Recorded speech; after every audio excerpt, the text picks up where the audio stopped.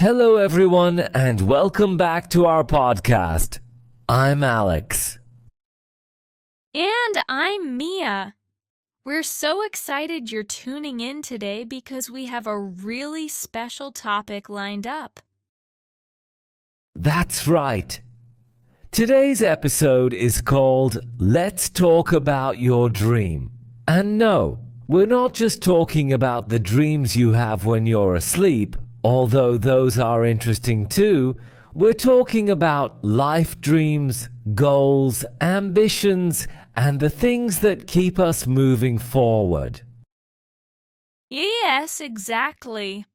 Everyone has dreams, whether they admit it or not. Some are big, some are small. Some people dream of traveling the world, others of becoming a great chef or maybe writing a book. And then there are those wild, funny dreams that come to us at night that we just can't explain.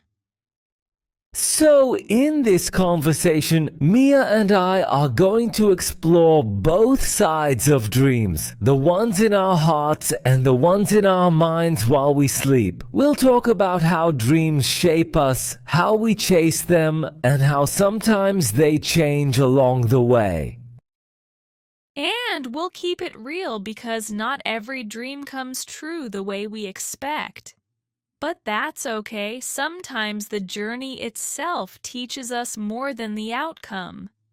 So if you've ever wondered about your dreams, get comfortable because this conversation is for you. All right, let's dive in. Mia, I've got the first question for you. What does the word dream mean to you?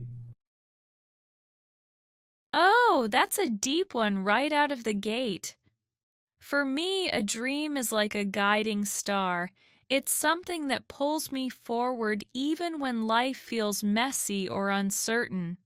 You know, when you're lost in the day-to-day routines, a dream reminds you that there's something bigger waiting. I love that guiding star. For me, dreams are more like seeds. You plant them in your imagination, and then little by little, if you water them with effort and patience, they grow into something real. But the funny thing is, not every seed sprouts. Some stay buried, some grow into unexpected directions. True. And sometimes we don't even recognize our dreams until later in life. Like, as a kid, I thought my dream was to be a ballerina. I loved the sparkly outfits, the music, the grace of it all. But as I grew older, I realized my real dream was about expressing myself creatively, not necessarily through dance. Yeah, I can relate. When I was little, I wanted to be an astronaut. I'd lie on the grass at night, stare up at the stars, and think, one day I'll walk on the moon. Obviously, I didn't become an astronaut, but that dream sparked my fascination with science and exploration, and that carried into my career. So, maybe dreams aren't always literal. Sometimes they're like metaphors for the parts of ourselves that are searching for expression. Exactly. And even when the dream itself changes, the energy behind it, like curiosity, creativity, or the need for adventure, stays with us. Okay, so let's play with this. If dreams are stars and seeds, maybe they're also like maps. They don't tell us exactly where we'll end up, but they give us a sense of direction. Yes! And like maps, sometimes we take detours, sometimes we hit roadblocks, and sometimes we discover hidden places we never expected. Which is actually kind of exciting, right? Because if everything worked out exactly as we dreamed, life would be predictable and maybe even boring. True, the twists and turns are what make the journey meaningful. Alex, let me ask you, do you think everyone needs a dream to live a fulfilling life? Or can some people just live in the moment without chasing anything big? Ooh, tough one. I think it depends on the person. Some people are happiest just living in the present, enjoying simple joys, not worrying about big goals, but others feel restless without a dream to chase. I think both are valid ways to live. It's all about knowing yourself. I agree. But I'd also add this. Even the people who say they don't have dreams, deep down they usually do. It might not be flashy or ambitious, but maybe they dream of peace, stability, or just having a loving family. That's still a dream. Totally. Dreams don't always have to be about climbing Everest or becoming famous. Sometimes a dream is just about creating a safe, happy life. Right. So I guess the question isn't whether you have a dream, but whether you're listening to it. Oh, ayo. Well said. And listening is the first step to making it real. Speaking of listening to dreams, I think some of the clearest examples come from childhood. Those early dreams when the world hasn't told you no yet can reveal so much about who we really are. Oh, I love where this is going. Let's talk about those. When I think back, one of my earliest dreams was to become a ballerina. I was enchanted by the idea of twirling on stage in a glittery costume while the whole audience clapped. I'd tie a ribbon around my waist and pretend it was a sash, spinning until I got dizzy. For little me, that was pure joy.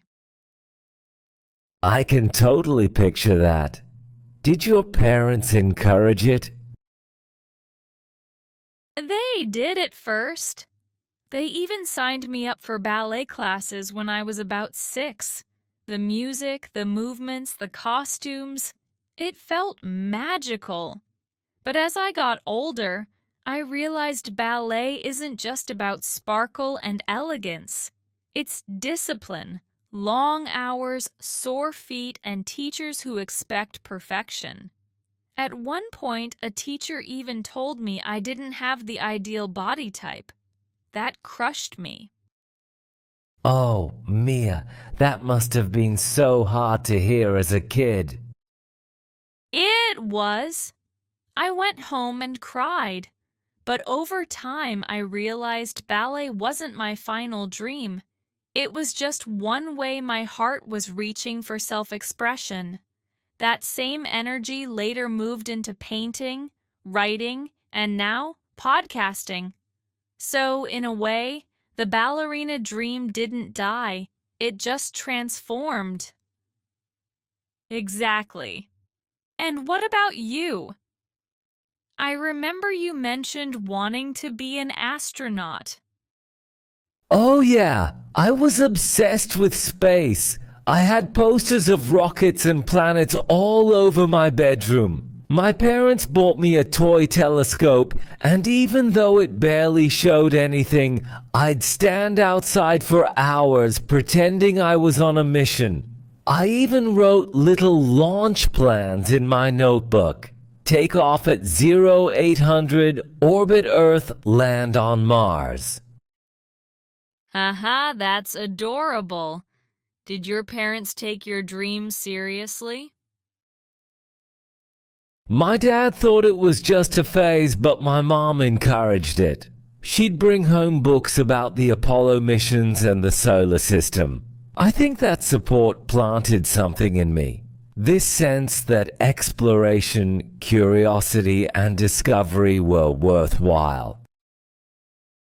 And even though you didn't become an astronaut, You carried that energy into your life, right? Exactly. My dream shifted from exploring outer space to exploring ideas, technology, and ways of connecting with people. It's not what little Alex imagined, but the spirit of the dream lives on. That's what fascinates me. Kids dream without limits. They'll say they want to be superheroes or dragon trainers or the president of the world, and to them, it's completely possible. There's no inner critic yet. Right. Childhood dreams are pure imagination, unfiltered by practicality. And even though most of them don't happen exactly as we pictured, they reveal our core desires: creativity, adventure, love, freedom that stick with us. I had a friend in school who swore she was going to be a veterinarian because she loved animals. Another wanted to invent a time machine, and one kid was dead serious about becoming Spider-Man, not an actor, the actual superhero. That's the beauty of being a kid. Everything feels possible. And maybe that's why it's important, even as adults, to revisit those early dreams. They remind us of the raw, unfiltered parts of ourselves before the world told us what we should want. Und Yes, even if you can't live them literally, they can still guide you, like maybe you didn't become Spider-Man, but you still want to protect people. Maybe you didn't invent a time machine, but you're passionate about innovation. The essence of the dream is still alive. that's such a good point. Childhood dreams are like our first compass. They don't give us the full map, but they point toward who we're meant to be. And sometimes when adults feel stuck or uninspired, it helps to ask, what did I dream about as a kid? The answer often reignites the fire. I love that. And speaking of fire, let's talk about what happens when those dreams collide with reality. Because childhood might be full of imagination, but adulthood brings responsibility, roadblocks, and some tough truths. Oh, yes. This is where dreams and reality sometimes clash and sometimes merge. Let's dive into that. So, childhood dreams are magical, limitless, full of possibility. But as we grow older, reality knocks on the door. Bills, responsibilities, pressure, self-awareness. Suddenly the world feels a lot less like candy stores and rocket ships. Yep, and reality has this way of testing us. It asks, do you really want this dream badly enough? Are you willing to sacrifice for it? Or is it going to transform into something else? And that can feel like a harsh wake-up call. I remember when I first realized I wasn't going to be an astronaut. High school physics hit me hard. I loved the idea of space exploration, but I hated spending nights buried in equations. That was the moment reality whispered, "This dream might not look like you imagined." And that must have been crushing. Yeah, it was. But it also gave me permission to reshape the dream. I still love exploration, but now I do it through ideas, technology, and conversation. It's a different rocket ship, but it's still adventure. I think a lot of people can relate to that. For me, ballet was my reality check. The moment my teacher said I didn't have the ideal body, I realized some doors really do close. At first, I thought that meant my dream was gone, but later, I realized the core of it, creative expression, was still alive in other forms. Writing, art, even this podcast. The medium changed, but the heart stayed. That's the key, isn't it? Dreams don't always die, they evolve. Reality doesn't always kill them, it reshapes them. Exactly. But let's be honest. Sometimes reality does crush a dream. Sometimes it's money, sometimes it's timing, sometimes it's just bad luck. And when that happens, people can feel lost. I had a friend who poured everything into making a film. Years of effort, all his savings, endless nights editing, and then it flopped. Barely anyone saw it. He was devastated. For months he thought he had wasted his life.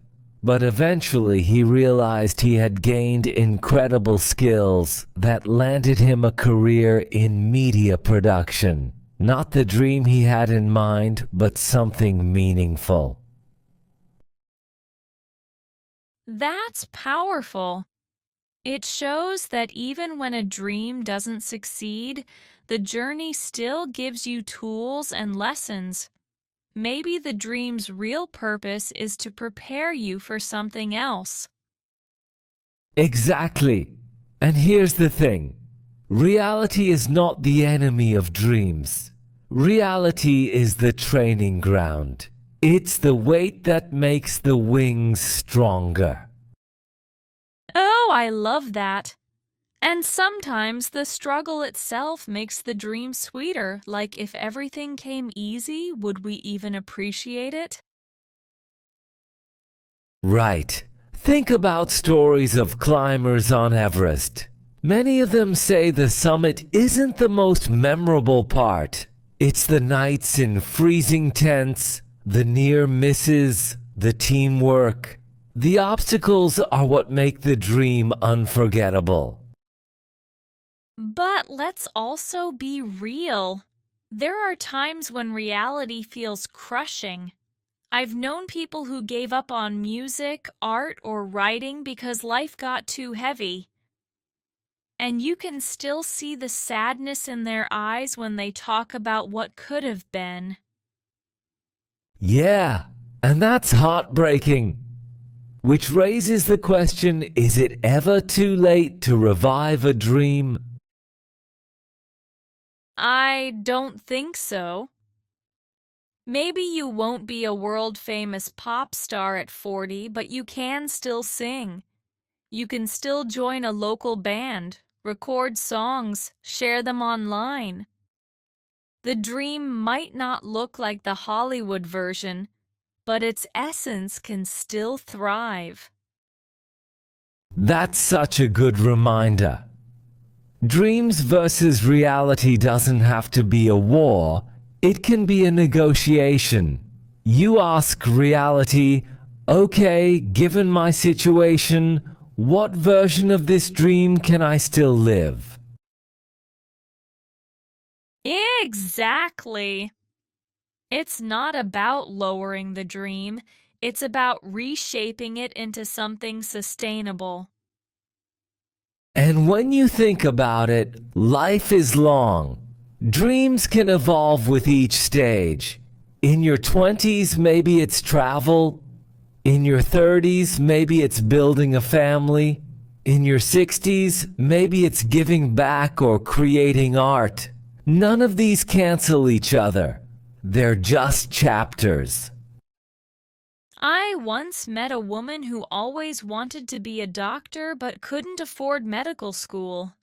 She worked odd jobs, raised kids, and thought that dream was gone forever. But at 50, she went back to school and became a nurse. She told me, I may not wear the doctor's coat, but I still heal people every day. That stuck with me. Wow, that's inspiring. It proves that dreams don't have expiration dates, they just adapt. So maybe the real question isn't, did your dream come true exactly as planned? But did your dream evolve with you? Yes, that's it. Dreams give us direction, reality gives us depth, and together they write our story. Beautifully said. And speaking of stories, there's another kind of dream we should talk about, the ones we have at night. The strange, scary, funny, sometimes profound dreams our subconscious throws at us. Oh, this is going to be fun. I have some really bizarre ones to share. Same here. Let's step into the dream world of the subconscious. So, Mia, shifting gears a little, let's talk about the other kind of dreams. Not the big life goals, but the ones that come when we close our eyes at night. Oh, yes, the mysterious world of subconscious dreams. Honestly, sometimes they're hilarious, sometimes terrifying, and sometimes they feel more real than real life. And yet, they always leave me wondering, what's my brain trying to tell me? Exactly. I still remember one of my earliest dreams. I was trapped in this hallway full of doors. Each door opened to something totally different. A beach, a jungle, even outer space. But no matter which one I chose, I always ended up back in the same hallway. At the time, it scared me, but looking back, I think it was about choices, like my subconscious showing me how afraid I was of being stuck. Wow, that's deep. My first big dream was less philosophical and more sweet. Literally. I dreamed I was running through a giant candy store where everything was made of chocolate and lollipops, but every time I tried to grab something, it floated away. I'd wake up frustrated like, come on, just one piece of candy. Haha, that's amazing, but honestly, it makes sense. For little Mia, candy probably represented desire, wanting things you couldn't have. Your brain was already teaching you life lessons. True, that's what fascinates me. Dreams use symbols. Candy for desire, hallways for choices, falling for fear. They're like riddles wrapped in crazy storylines. Oh, speaking of crazy, I once dreamed I was a toaster, just sitting on a counter popping bread. And here's the weird part. I wasn't even unhappy about it. I was like, yep, this is my life now. Toasting bread. No way! You actually dreamed you were a toaster? Yep, maybe it meant I felt stuck in routine, doing the same thing every day, waiting for someone else to push the lever, or maybe I just ate too much toast that week. Haha! Either way, that's iconic. My weirdest one? I dreamed I was chasing a giant duck through a shopping mall. The duck stole my backpack and I was running after it yelling, "Give it back!" Then suddenly the mall turned into a swimming pool and the duck started doing synchronized swimming routines. Oh my god, that's hilarious. Giant synchronized swimming duck. That needs to be in a Pixar movie. Right? I still have no idea what it meant, but it makes me laugh every time. Okay, funny ones are great, but what about nightmares? the kind that shake you awake. I used to have this recurring nightmare where I was on stage in front of a huge audience ready to perform, but when I opened my mouth, no sound came out. My throat was frozen. Everyone just stared. I'd wake up panicked. Classic anxiety dream. That's definitely tied to fear of failure or fear of being judged. Exactly. And I had it during a time when I was struggling with confidence. Those dreams were basically my brain saying, "You're scared of not being enough." Oh, same. Falling usually means feeling out of control, right? It definitely matches stressful times in life. Yeah, it's wild how our subconscious turns emotions into these cinematic experiences just to get our attention. And there's actual science behind it. Most dreams happen in REM sleep when the brain is super active. Some researchers say dreams are just random signals, while others believe they're the brain's way of sorting emotions and memories. Like mental housekeeping, throwing away junk files, organizing the important stuff. Exactly! Which explains your toaster dream filed under random breakfast folder. Haha, I'll take that. But then there are lucid dreams, the ones where you realize you're dreaming and actually control it. Have you ever had one? Yes! Once I realized I was dreaming and thought, wait, if this is a dream, I can fly.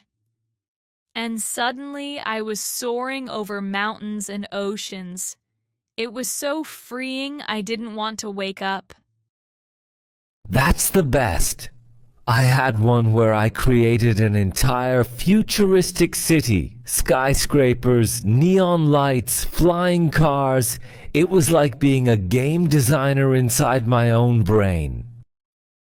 Lucid dreaming feels like tapping into limitless imagination. Honestly, I think if more people practiced it, they could use it for problem solving, rehearsing courage, even sparking creativity. Oh, definitely. I've read that some famous discoveries came from dreams. Like the scientist who figured out the structure of benzene said he dreamed of a snake biting its tail. That image gave him the breakthrough. Exactly. And musicians too. Paul McCartney said the melody for Yesterday came to him in a dream. So our subconscious can be a genius when we're asleep. Which proves something. Night dreams may look random, but they can reflect our deepest fears, desires, and even ideas. They're not always nonsense, they're mirrors. Distorted mirrors, sure, but still mirrors.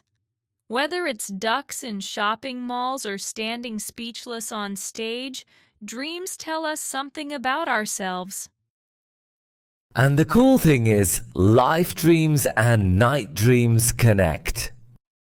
Both show us who we are and what we want. One in daylight, one in darkness. Beautifully said. And speaking of darkness, there's one more challenge every dreamer faces: fear and self-doubt. That's where I think most dreams get stuck. Oh yes. Wow! What a journey today. We've traveled from the innocent dreams of childhood to the harsh lessons of reality, wandered through the strange, funny worlds of our subconscious at night, and wrestled with the fears and doubts that stand in the way. And through it all, one thing is clear: dreams are never just fantasies. They're reflections of who we are and roadmaps to who we can become. Exactly. Dreams aren't meant to be perfect scripts of the future. They're meant to guide us, to stretch us, to remind us of what matters. And whether they change shape, take longer than expected, or look different than we imagined, they still carry meaning. And the best part? We don't have to chase them alone. Sharing our dreams with friends, family, communities gives them more strength. Together, we build, we encourage, and we keep going when the clouds of fear try to hide our stars. So, if you're listening right now, here's our message to you. Don't give up on your dream. Whether it's one you've carried since childhood or one that just arrived last night, give it space. Nurture it. Let it evolve with you. Because the world doesn't just need dreamers, it needs your dream. Beautifully said, Alex. And with that, we're wrapping up this episode of our podcast. Thank you so much for spending this time with us. If you enjoyed this conversation, share it with a friend who has a dream they're chasing, or maybe one they've forgotten. Sometimes just hearing that it's never too late can spark something again. We'll be back soon with more conversations that inspire, challenge, and maybe even make you laugh. But until then, keep dreaming, keep believing, and keep moving forward. One step at a time. This is Alex. And this is Mia. Dan, you've been listening to Let's Talk About Your Dream. Thanks for tuning in. We'll see you next time.